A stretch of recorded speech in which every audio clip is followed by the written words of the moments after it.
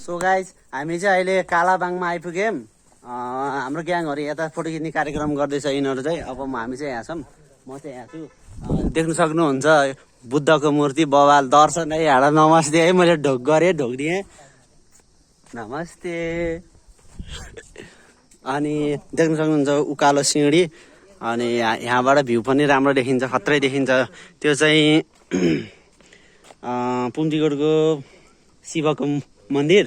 अनि यतापट्टि चाहिँ यो फेवातालहरू लेक साइडहरू यहाँबाट देखिन्छ। लेक साइड त नभनौँ, त्यो फेवाताल चाहिँ देखिन्छ, फेवातालको सिलहरू देखिन्छ।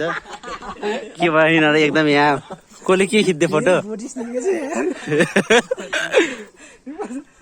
अनि यतापट्टिको दृश्य देख्न सक्नुहुन्छ दर्शकबिनहरू। माछापुच्छ्रे हिमालका श्रृङ्खलाहरू थुप्रै देख्न सक्नुहुन्छ, यहाँबाट देख्न सक्नुहुन्छ। अनि मलाई पनि नहेर्नु,